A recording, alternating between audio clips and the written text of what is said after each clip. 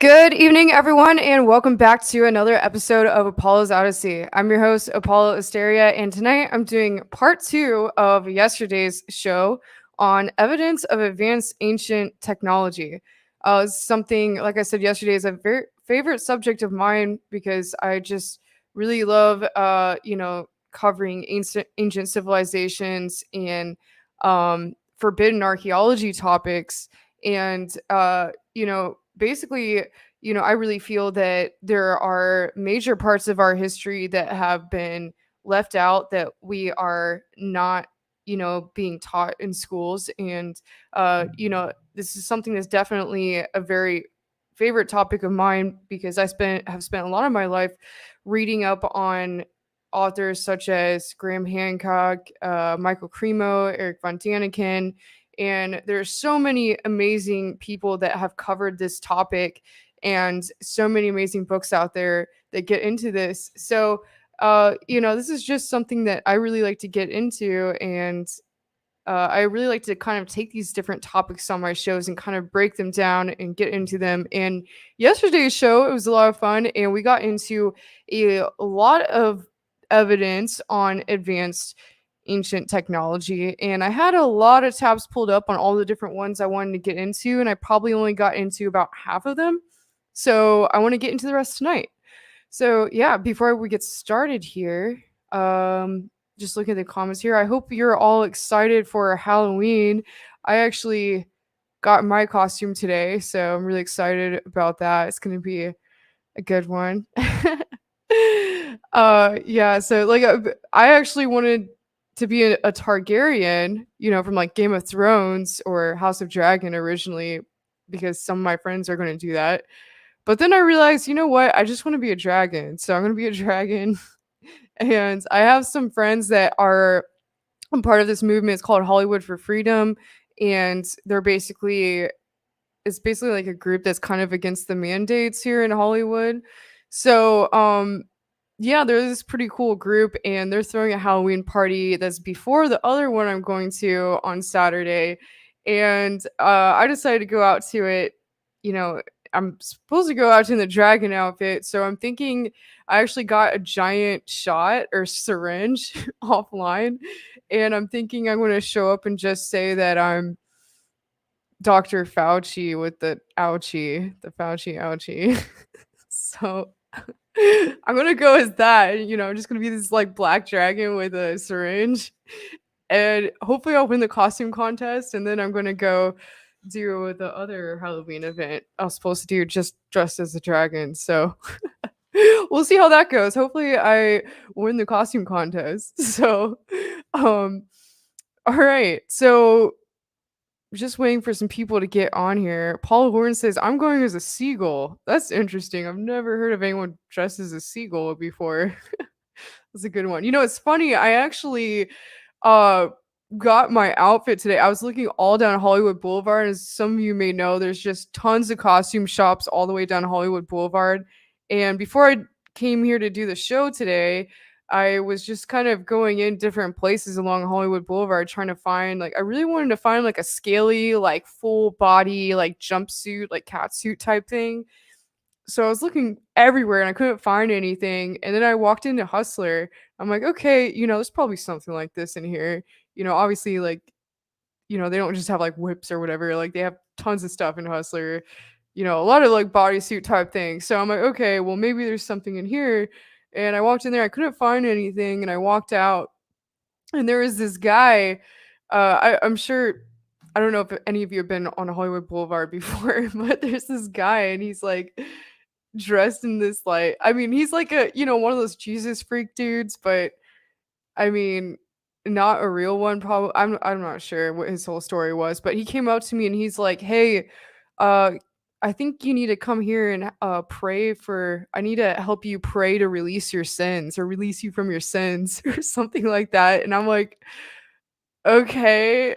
And then I just like walked away, and I'm like, "Wow, I feel so weird now for walking in Hustler. Like, that just made me feel so weird." So, yeah, that's my story for today. It was kind of awkward. Oh wow, thanks Kenny Crowder for the um what's it called? The tip there. And Kenny says, "Good evening, Apolla. Hello and have a happy Halloween. Love your way. Be safe all." Thank you so much. Caleb here says, "How awkward." Yeah, I agree. Very awkward. Um I just wanted to share that with you all though, because it was hilarious. I mean, he was like following me down the street. He's like, "You really need to pray for your sins." Like this guy was like so serious. I'm like, "Okay, bye." I mean, I didn't say anything, but I don't know. I just kind of walked away. But I don't think he was like a homeless person. I think he was like a legit like Jesus freak. So it made me feel really weird. Okay, so let me okay, before I get started here, let me remind you all that uh I really need as much help as I can get funding my show and keeping myself going, because the more I sell of my merch, the easier it is for me to go to different events and record it live things. Like, I'm sure a lot of you saw I was at the air show recently and did a live stream there, and a lot of people like that. So if you want to help me out with my show and kind of funding it, keeping it going, just go to shamanspears.com and purchase one of my spears. I make these uniquely handcrafted energy channeling devices that I invented myself, and they're all made of bamboo. They're all filled with copper coils, crystals, magnets, and sand collect from sacred places around the world down the insides. They're all painted with crop circles that have been found around the world, and the materials inside them basically make it so that they amplify energy like times 10. So they're pretty incredible, not gonna lie. I'm not bragging, they just are incredible. And I have a few left from my last two collections, and I don't have any on my desk with me right now, but they usually range from around smaller one size to medium one size, as I like to call it, like, or more like spear size, and then like large staff size. And I prefer to carry the spear size ones around when I go hiking with me.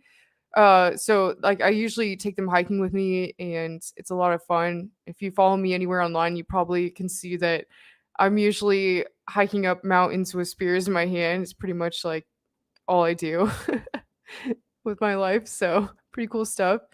So yeah, if I have a few left in both those collections. So if you would like to help me out and keep my show going, then that would be very much appreciated. Also, they make really great gifts. I know the holiday season is coming up, and if you want a really unique, awesome gift that is not like anything else out there, that is completely unique, handcrafted, and individual, then definitely go check out my shaman spears. And again, those are at shamanspears.com. I have them scrolling at the ticker across the bottom of the screen here. So definitely check those out. And again, I do next day shipping on all orders. So if you want one, I'll ship it out tomorrow, and you should get it pretty soon, depending on where you live. Okay, so let's get started here. I'm trying to think of where I left off from the show yesterday. Okay, so I have about 5 more that I wanna get into, or 6 more that I hope to get into in today's show. Well, the first one I wanna do, I know someone mentioned this in the comments yesterday, and I just didn't get around to it, so I'm gonna pull up this one first, and that is the Baghdad Battery. So here is a photo of basically what the battery looks like on the inside. Here's what it looks like on the outside.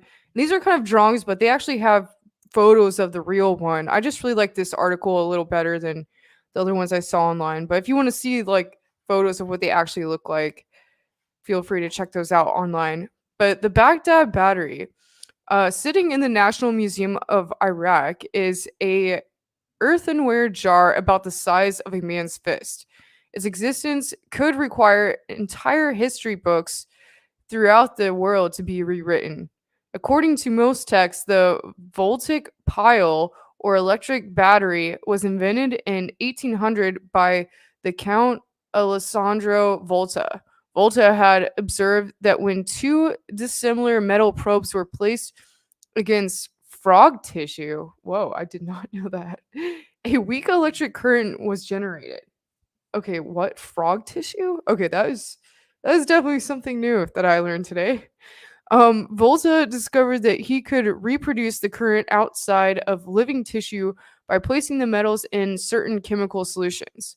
For this and his other work with electricity, we commemorate his name in the measurement of electric potential called the volt. The little jar in Baghdad suggests that Volta didn't invent the battery, but reinvented it. The jar was first described by German archaeologist Wilhelm Koenig in 1938. It is unclear if Koenig dug the object up himself or located it within the holdings of the museum, but it is known that it was found with several others at a place called Kujut Rabu just outside Baghdad. The jars are believed to be about 2,000 years old and consist of an earthenware shell with a stopper composed of asphalt. Sticking through the top of the stopper is an iron rod. Inside the jar, the rod is surrounded by a cylinder of copper. Koenig thought these things looked like electric batteries and published a paper in 1940.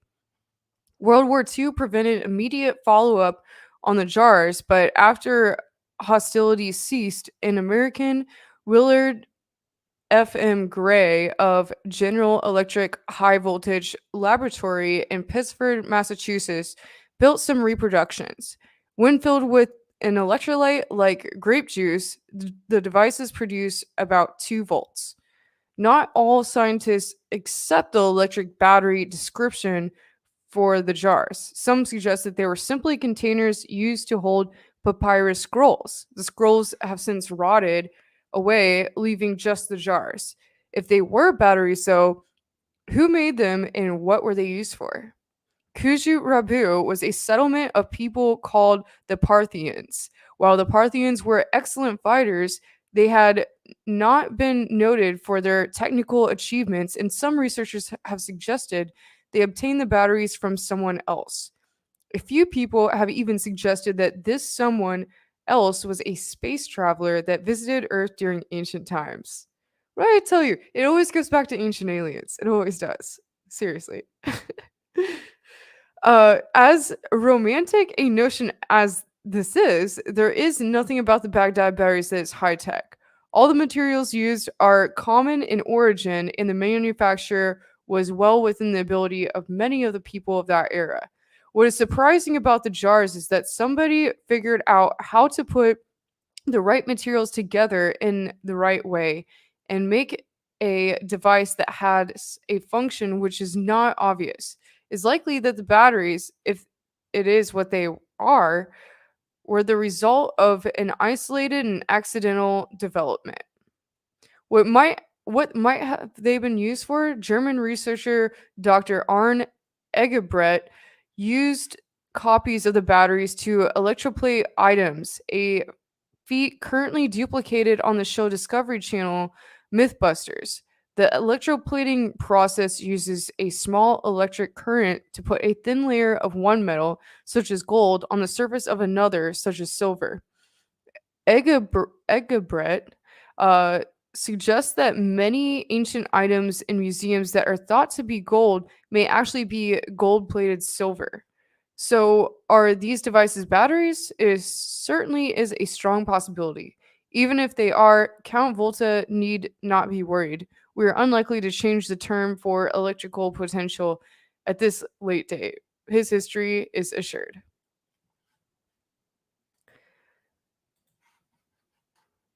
All right. So yeah, that's pretty interesting to me because I feel that um if those were used in ancient times. And like I was saying yesterday on the show, I feel that if our planet has had many ancient civilizations in the past, some of them advanced that, or maybe hundreds of thousands of years ago or tens of thousands of years ago, maybe not even necessarily humans or like some sort of ancient aliens that came here in ancient times. I even said yesterday it may be possible that, a billion years ago we had already gone through, or some sort of human race had already gone through an entire evolution on our planet, and then there was a major nuclear war or volcanic eruptions all around the planet, and it was just, the whole planet was destroyed and covered with layers and layers of, magma or whatever, and all of a sudden there's no trace. And history had to completely start over. And this is something that a lot of Native American prophecies have been about. I think I believe it was the Hopi people said that there were 4 or 5 uh complete evolutions on our planet of civilizations, and like basically the entire planet starting over like 4 or 5 times, or apparently we're in the fifth one is what I've heard. And I know this is something that I believe it's the Hopi people and the Mayans, they all say this, possibly more tribes, and I think I've heard this other places around the world as well. So it is interesting, it's something to think about. And, maybe Atlantis was something that happened 100,000 years ago, and we just don't have any evidence of it, or what, 20,000 years ago, 50,000 years ago, who knows? And I explained yesterday why I think that is, why we would have no evidence of it, because obviously wood rots, metal rusts after 200 years. There's really not much that would survive after even 200 years. I mean, really think about it. So it's really interesting.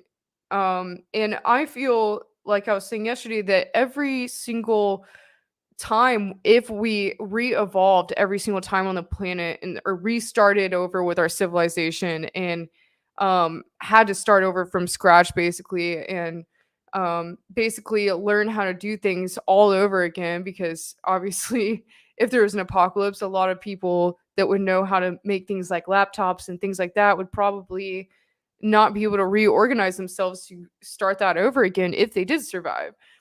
So I think that if every single time we had some sort of evolution on the planet and had to start back over technologically, I think that it would be a little different every time. I think every time we would start kind of getting ideas of how to evolve technologically every time. And I think each time that happens, that it would be, our technology would be slightly different or maybe vastly different.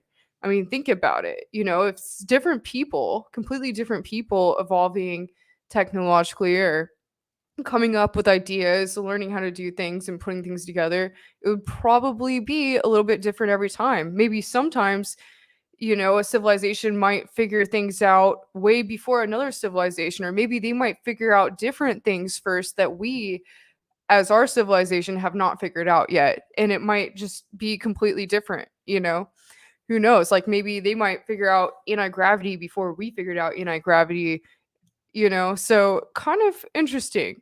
And that's something I like to think about. So when I show, stuff like Baghdad batteries, I think, even if maybe it's not from a super advanced ancient civilization, maybe it's something that was more from a little more recent times, more recent as in like, 2000 or 5000 years ago. But that is really interesting to me. And something that I like to think about in regards to the Baghdad battery is the light bulb on the wall of the Temple of Hathor, which I will get into next, actually, because a lot of people say, let me see here. I think I do have this. I'm pretty sure I had this next. Okay, yeah, I do. Okay, so let me share this one next. So this I have seen myself personally in Egypt, and I know a lot of people have said different things about it, but a lot of people have said that they think that maybe there was a Baghdad battery picture that may be powering this light bulb. And this is at the Temple of Hathor. And it very obviously looks a lot like a light bulb. But like I said, a lot of people say a lot of different things about it. But a lot of people have said that there seems to be a Baghdad batteries pictured in this picture. And why do you think that people wouldn't have learned how to do this in ancient times? Maybe it was an ability we had for a while that we lost or something. Like, who knows? But also, something that I want to bring up along with this is that, and let me actually pull this up because I'm just thinking of this now and didn't have it pulled up. Um, but, like I said, I spent a lot of time in Egypt, and in a lot of these ancient glyphs, the Egyptians are often wearing or carrying these weird scepters, which I don't think any have really been found. That are the ones that I'm talking about. Let me try to find this here so you can see what I'm talking about. I don't think the ones that I'm talking about are really found, but okay, so let me share. I don't know if you can all see what I'm looking at right now. Here, let me go back to this. Okay, one second. All right, let me actually share something else here. One second. Okay, so and this is I'm going to get into the Hathor light bulb in a second here, but so there's these scepters in Egypt that are kind of usually they're pictured kind of like this with these like prongs at the bottom. And I always wonder if maybe there was some sort of technology that they use because these prongs at the bottom seem to me to be something that could be used to sort of carry an electric current. So I'm wondering if there was something to do with that in more ancient times, and then maybe the more recent pharaohs tried to make something like them, but then, obviously it wasn't the same. It was like maybe they were trying to redo an ancient technology that we no longer have. So I'm trying to find the ones, on the side of the Temple of Hathor. Actually, let me try this here.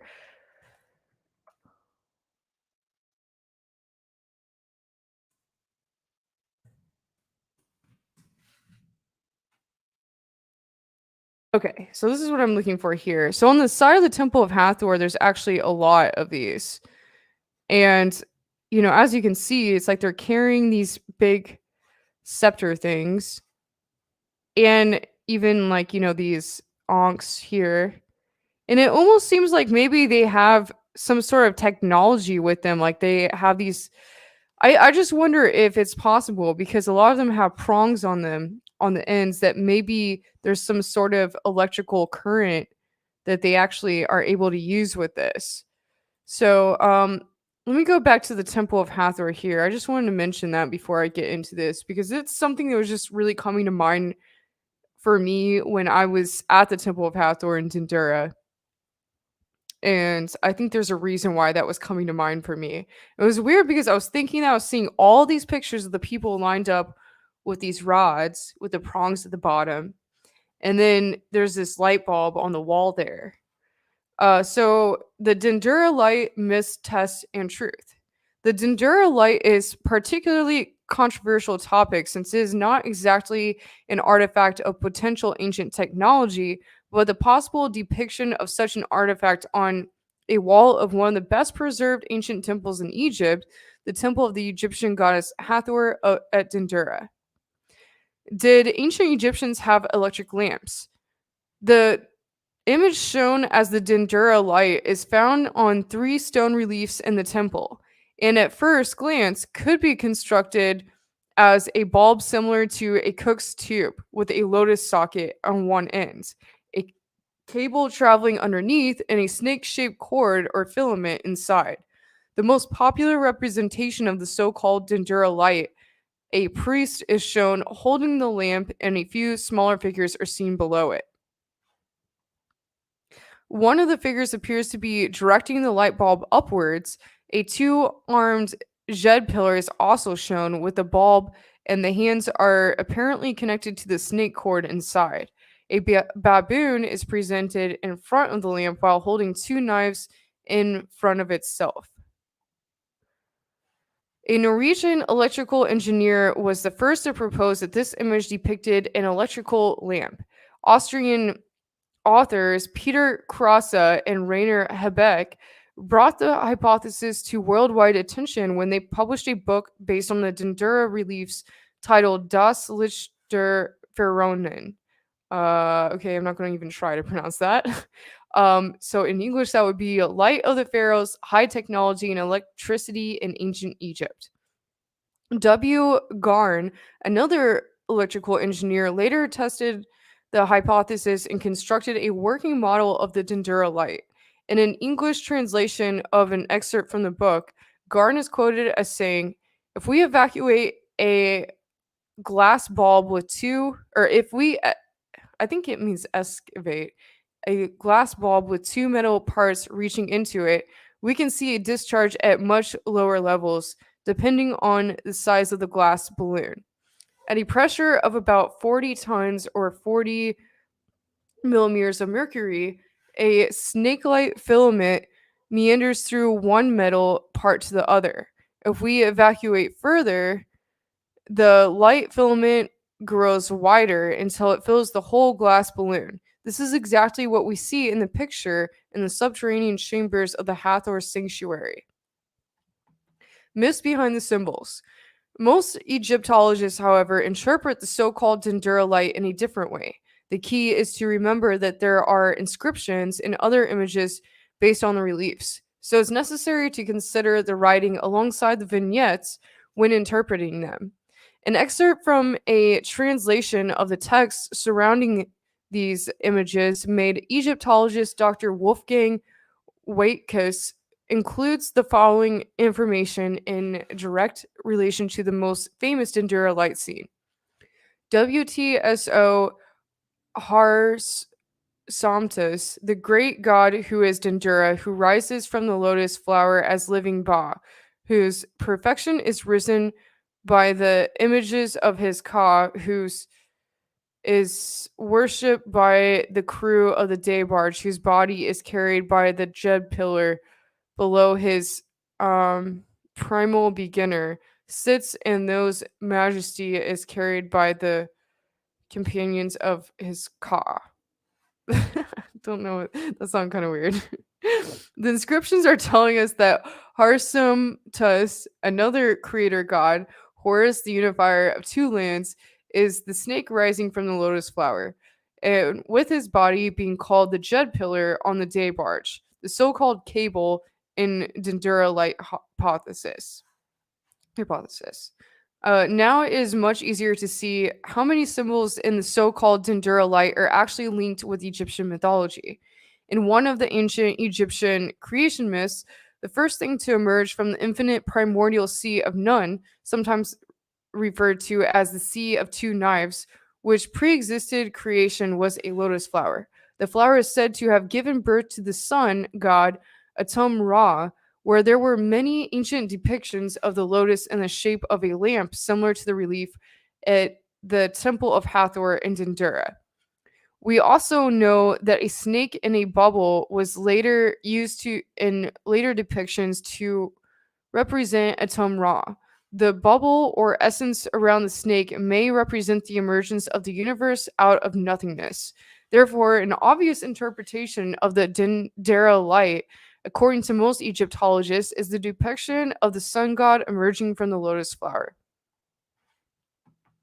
There is even more we can see just by analyzing this controversial image with a knowledge of ancient Egyptian myths. For example, we see the Jed pillar, which is generally linked to the god Osiris, but is also associated with a creator god called Ta. The pillar is also seen as a symbol of power, endurance, and stability. Ms. M.R. Reese explains more about the importance of the Jed pillar in ancient Egyptian life. The Jed symbol is also used in a ceremony called raising the Jed. This ceremony is meant to represent Osiris's triumph over Set. During the ceremony, the pharaoh uses ropes to raise a pillar with assistance of priests. This coincided with a time of year when the agricultural year began and fields were sown. This was just one part of a 17-day holiday of festivals dedicated to Osiris.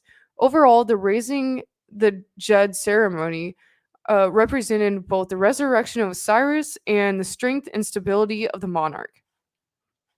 Is the Dendera light mystery solved? Thus, many of the symbols shown in the controversial reliefs, believed by some to depict the Dendera light, are related to ancient Egyptian creation stories, ceremonies, significant gods in their pantheon, and the ideas of rebirth.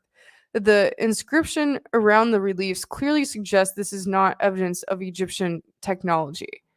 Another major point against the gender light hypothesis is the absence of historical texts discussing the use of electricity in Egypt, which one would expect to find in reliefs depicted electrical lamps. Finally, it's worth considering that archaeologists have not found any unambiguous electrical artifacts, much less light bulbs, and the thousands of ancient sites throughout Egypt. There's no concrete proof available yet to suggest that ancient Egyptians had harnessed the power of electrical lighting.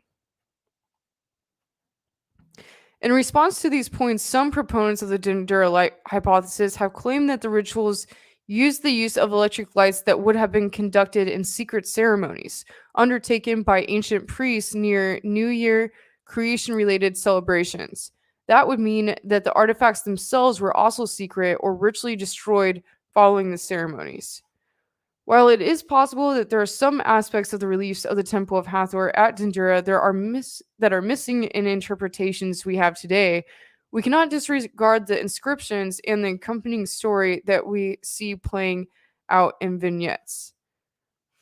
So, another thing that comes to mind for me when I'm, hearing this and thinking of all this is that I feel that, maybe it's also possible that this was their way of depicting a more ancient knowledge through, their mythologies.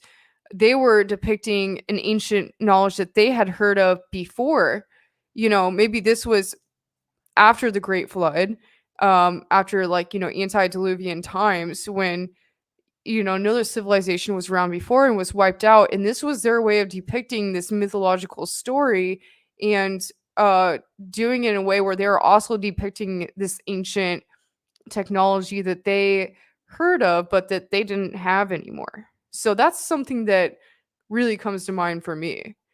Maybe there were even people left over from those times that had drawn or created glyphs of these and shared with people in these times, and so they were just redoing like what their idea of what it was.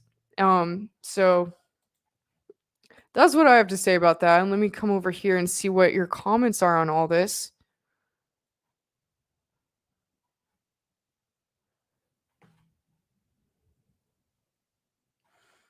A Medical United said, "Speed of light is a rate of induction and gravity is pressure differentials. Light has no speed and gravity has two anti.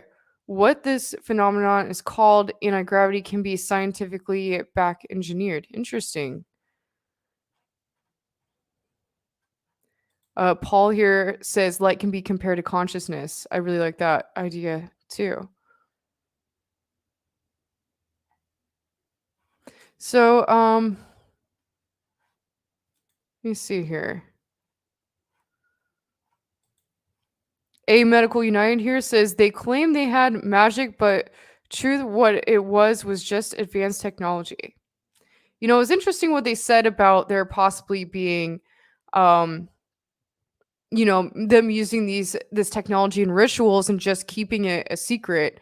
That makes a lot of sense to me because this is obviously the secret societies were very in occult knowledge were something that was very major back in those times, very important to the people of those times. And I know for a fact that a lot of the priests often had rituals that where they would display things to the people and call it magic, and it might not have necessarily been magic a lot of the times, especially these dark priests. Like they would be like kind of like modern day magicians and would do things to make it look like they had some sort of supernatural powers when maybe they didn't necessarily have those. So that's something to think about too.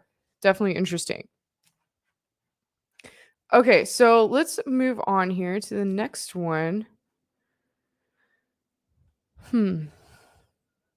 Okay, I find this one extremely interesting and uh very fascinating.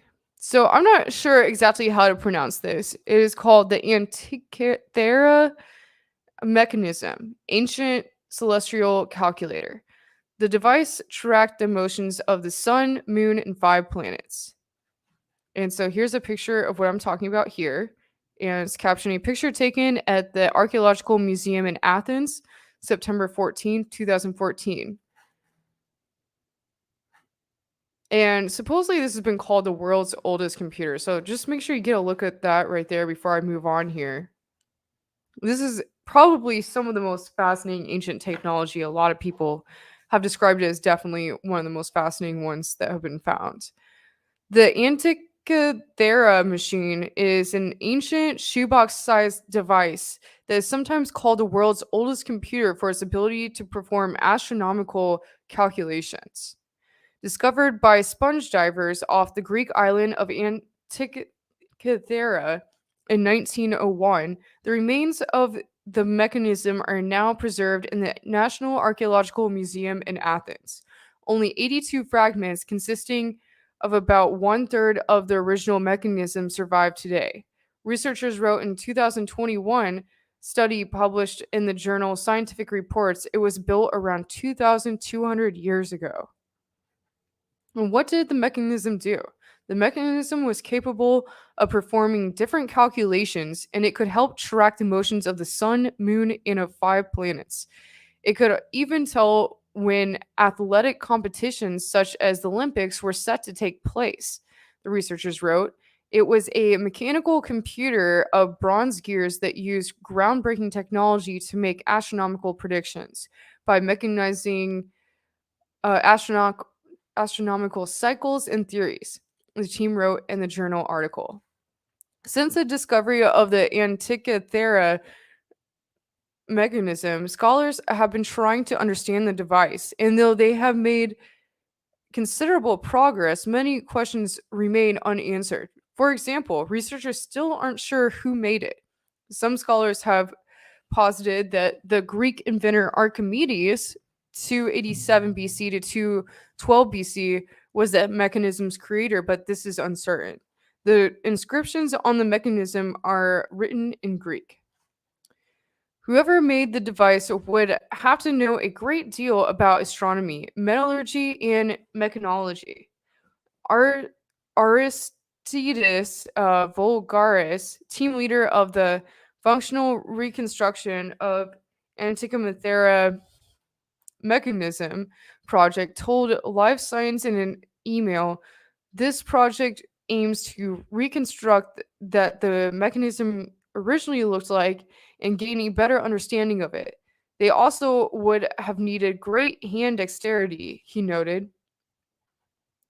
The recovered fragments of the mechanism contain writing and inscriptions, and over the past 2 decades, scientists have been able to read more of these Greek inscriptions using high tech imaging methods such as 3D X ray scanning. This has been enabled this has enabled them to learn more about the mechanism and how it worked. CT scans revealed inscriptions describing the motions of the sun, moon, and all 5 planets known in antiquity, and how they were displayed at the front as an ancient Greek cosmos. The researchers wrote in Scientific Reports article.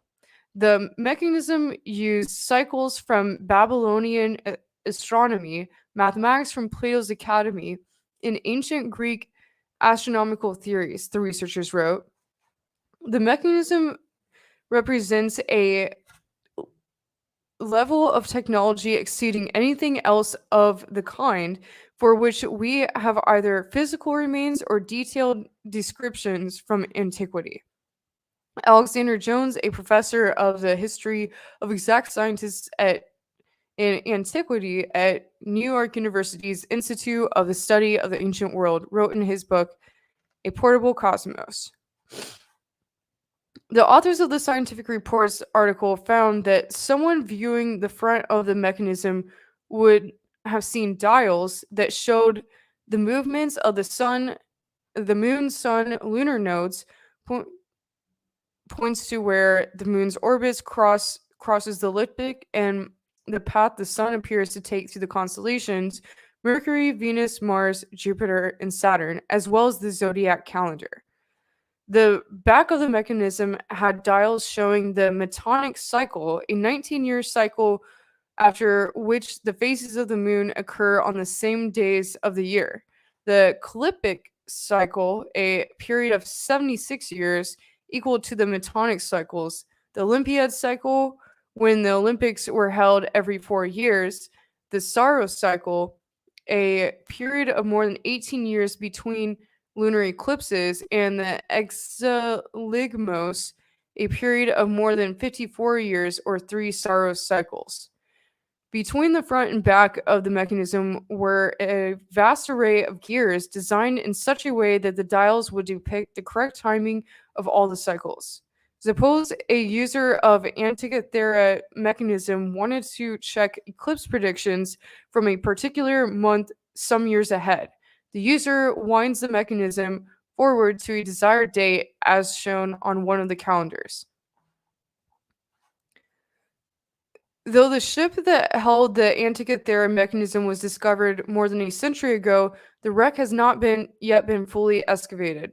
The size of the ship that it carried, it is unclear just how widely the artifacts are dispersed and also somewhat uncertain. Its location and depth made it hard to excavate, according to Woods Hole Oceanographic Institution. The site is at an angle on the seafloor around 130 to 165 feet. Despite these difficulties, a new program of excavation is being carried out by a team of archaeologists, and new artifacts continue to be found, shedding light on what the ship, which likely sank around 65 BC, was like. Their finds include a bronze arm that was once attached to a statue, a board game, and an ancient throne. So let me just get to the important stuff here. So yeah, that's about all there. And obviously, and here's a look at what I'm talking about here again, but it's obviously really fascinating that this device could basically function like an ancient computer because it's hard to think that they would have technology that worked in that way back in those times with all these like dials and the way it cycles and everything. Like that is very advanced technology, really. So it's pretty fascinating. Okay, so going back over here, I'm going to check back at your comments here right now.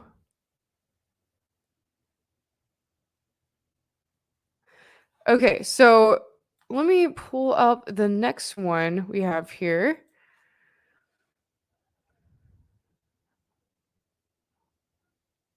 Okay, so I talked about the Temple of Delhi yesterday with one artifact, which was the laptop looking device that was found in a statue here.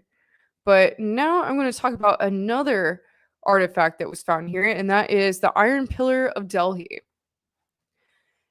At first glance, it looks like an ordinary pillar, just another marker of an earlier time in Delhi's layered history. All of 7.3 meters tall, it stands in the middle of an empty square in the Qutub complex, which also houses the jaw-dropping Tub Minar in Mehrauli. But just take a closer look and you'll see why this pillar is one of the most enigmatic structures in India.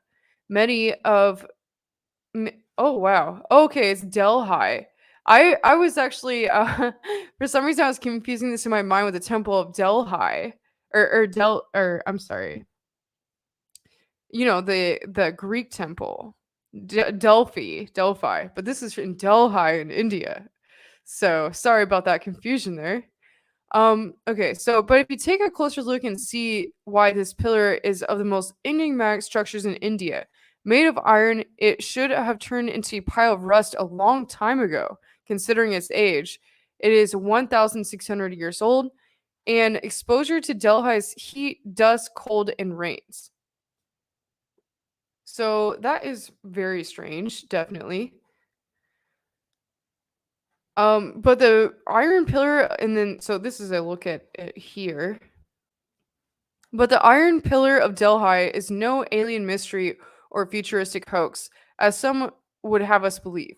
It is a metallurgical wonder and a testament to the knowledge and skill of India's ancient ironsmiths. So, who built it and what stories does it tell?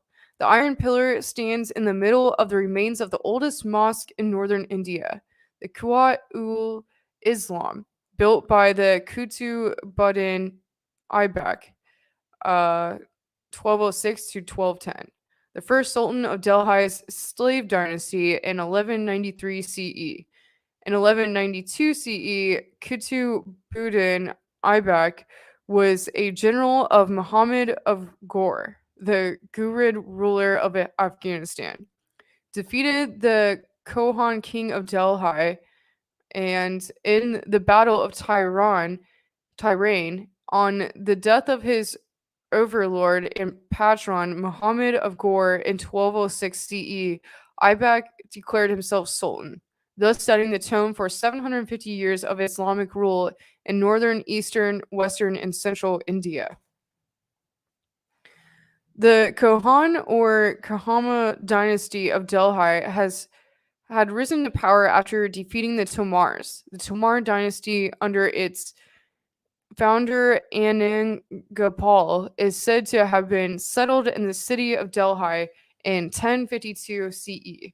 According to a small inscription etched on the Iron Pillar, the Chauhans conquered Delhi from them in 1152 CE under Vigraharaja V, and that's Prithviraj's uncle, and ruled until they were defeated by Qutbuddin Aibak.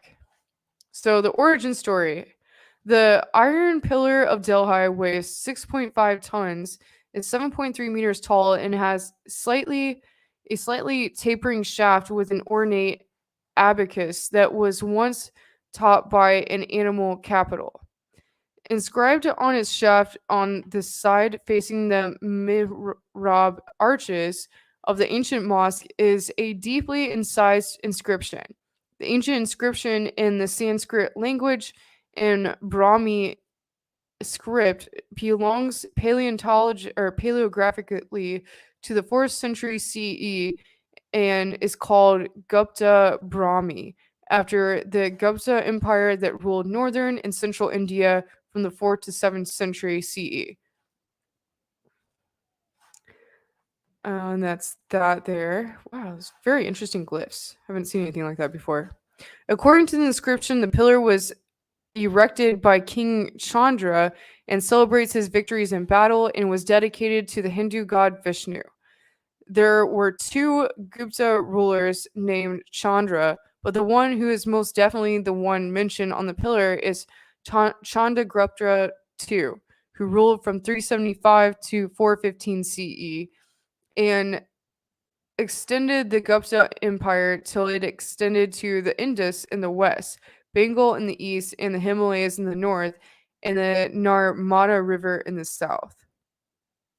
Here's another picture of the pillar here. But this is not the pillar's original site. It is said to have been erected originally in the historically important city of Adagiri in Vidisha, in present-day Madhya Pradesh, and according to the popular myth, was brought here by Sultan Tutmish of the slave dynasty after he conquered Vidisha. He is said to have brought it to Delhi, his capital, as a trophy, much like the Ashokan columns brought to Delhi by Tughlaq sultans. But this is another legend that says that the pillar was brought to Delhi by the Tumar Rajput king Anangapal, who founded Delhi in the 11th century. It is said that he brought it here to adorn the city at Allahabad, the ruins of which are visible in the vicinity. The great Vishnu temple was built here. The Jain text tells us that the pillar was so mighty and magnificent that the weight of the pillar caused even the Lord of Snakes to tremble. The pillar you can see today is sadly incomplete. It originally had a capital atop, as it attested by the deep dowel hole on the abacus.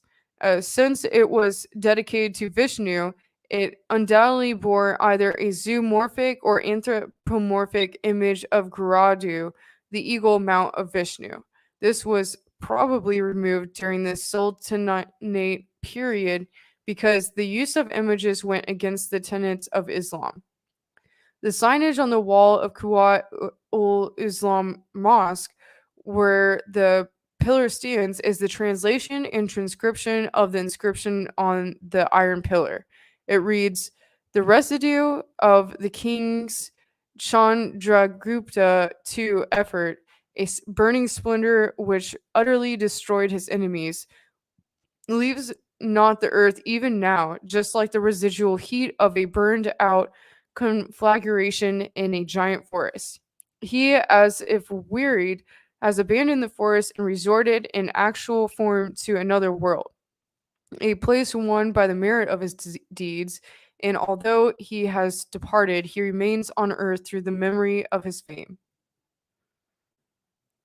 According to yet another legend, the pillar was planted atop the head of Visuki, the king of the serpents, Nagas, and anyone who uprooted it would bring it about the end of the dynasty.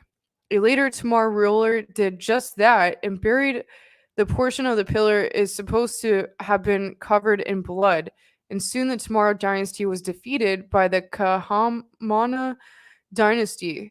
Interestingly, there is a small inscription by the Anning Gopal on the pillar dated 1052 CE, according to Sir Alexander Cunningham, founder of Director of Archaeological Survey in India. The inscription reads, Samat Dilhali. Okay. So, why the pillar doesn't rust? The iron pillar of Delhi was made by a process known as forge welding, and the iron was not completely pure but included small portions of slag, a byproduct of the smelting process. Since ancient Indian ironsmiths did not use lime in the smelting process, the phosphorus in the ore was never removed. The impurities oxidized, and the oxides interacted with a high concentration of phosphorus in the iron to create a passive protective film, which retards corrosion, according to well known IIT Camper metallurgist. Uh, Thus, the primitive process and the impurities that were not completely removed from the iron created an anti-corrosive layer, which has ensued that the pillar survives in all its glory to this day.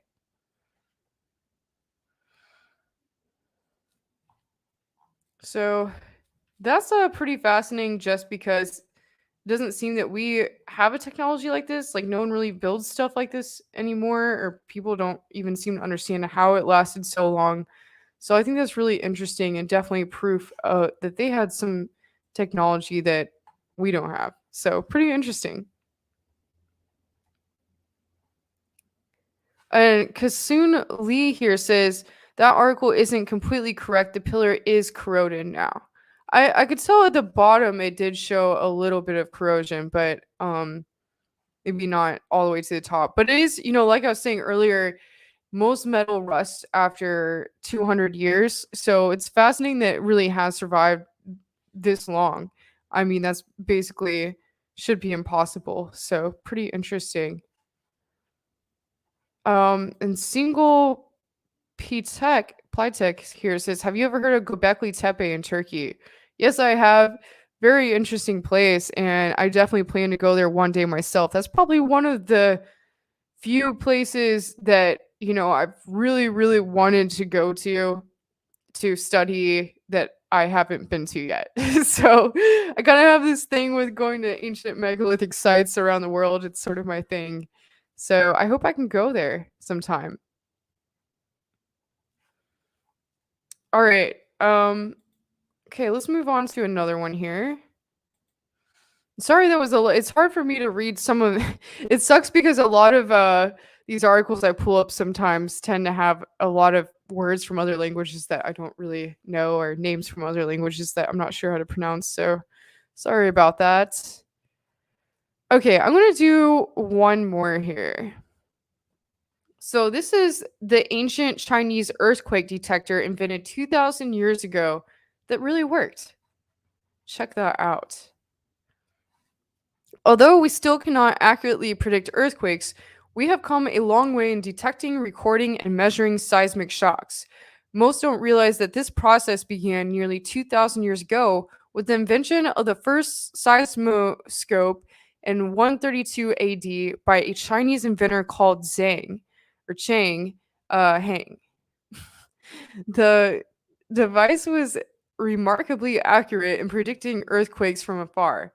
It did not rely on shaking or movement in the location where the device was situated. The ancient Chinese did not understand that earthquakes were caused by the shifting of tectonic plates in Earth's crust. Instead, the people explained them that them as disturbances with cosmic yin and yang, along with the heavens' displeasure with acts committed or the common people's grievances ignored by the current ruling dynasty. Considering the ancient Chinese believed seismic events were important signs from heaven, it was important for the Chinese leaders to be alerted to earthquakes occurring anywhere in their kingdom. Zhang Heng, ancient inventor. Zhang Heng was an astronomer, mathematician, engineer, geographer, and inventor who lived in during the Han Dynasty 25 to 220 AD.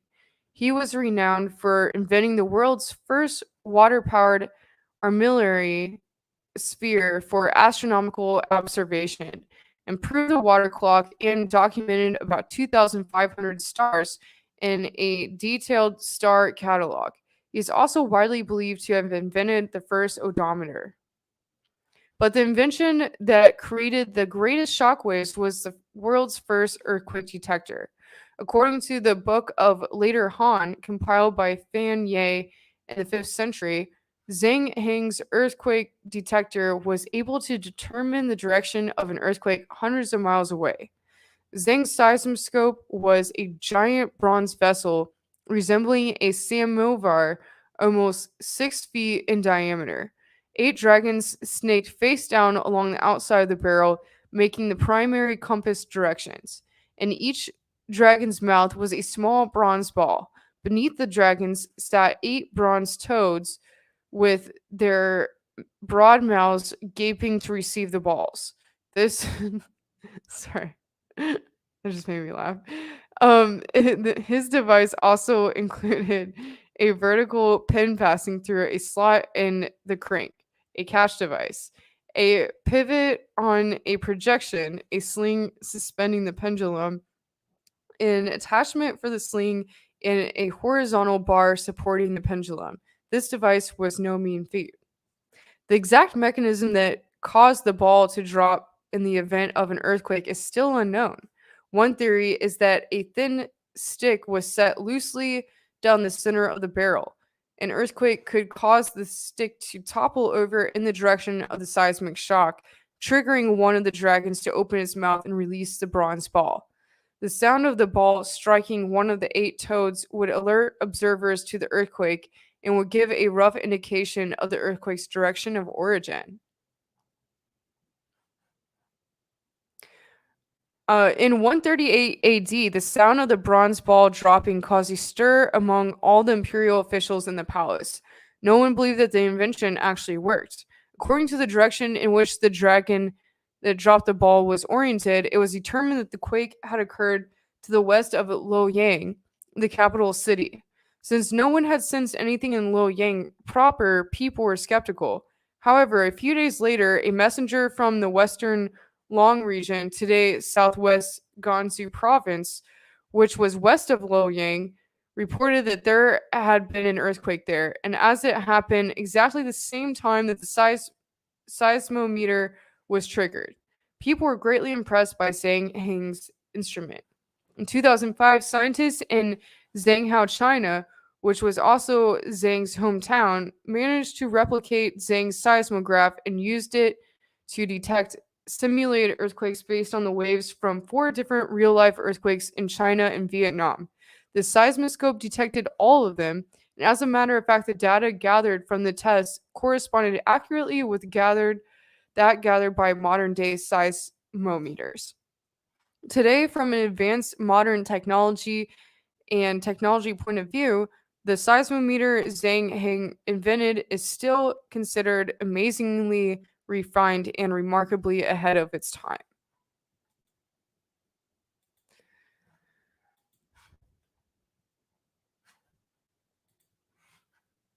Okay.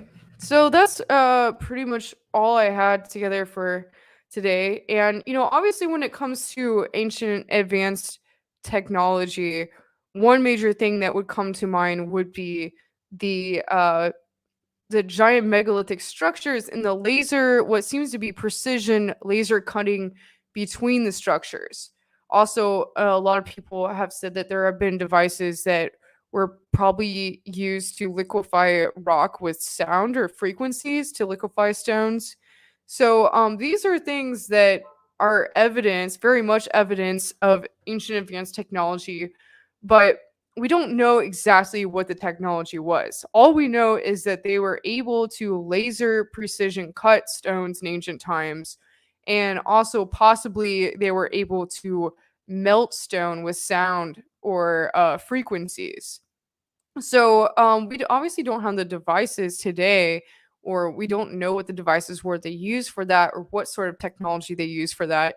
And a lot of these places, a lot of these megalithic temples around the world, we could not today even attempt to build. So that is obviously a whole other uh can of worms we could open up, but I'm not going to get into that. Maybe a different show. So I'm just looking through the comments here. D's Nuts says, "Can you cover near-death experiences?" I like that. Think I definitely haven't done a show on that yet, so maybe I should get into that. That would be interesting. So yeah, just going through the comments here. Thanks everyone for joining today, and this is, like I said, a very interesting topic for me. I always like getting into topic anything that has to do with ancient advanced civilizations. So yeah, pretty cool stuff. Thanks for joining me. I know this isn't a day that I normally do my shows. It's kind of like a different day here, but yeah, I think I actually plan on doing two shows next week on different channels besides my own. Of course, I always have my Wednesday show, and I'm not sure what day of the week Wednesday is next week. But the two shows that I have planned next week are the third and fourth. The third, I will be on Shift Happens podcast, and the fourth, I will be on Carrie Cassidy's channel, which isn't on YouTube. It's on Rumble. And yeah, I'm not really sure where, obviously, Project Camel Portal. So those should be very interesting shows. I don't know if I believe the third may actually be Wednesday. So if that's the case, I will probably pre record something on Tuesday and have it set to air on Wednesday, if that's the case. But I'll have to go back and check my dates here. So, thanks everyone for joining me tonight. And before I go, please remember to check out my art over here at shamanspears.com. I only have this is basically my only way I fund myself and keep myself going at the moment, as I can't work in Hollywood right now due to the mandates, unfortunately.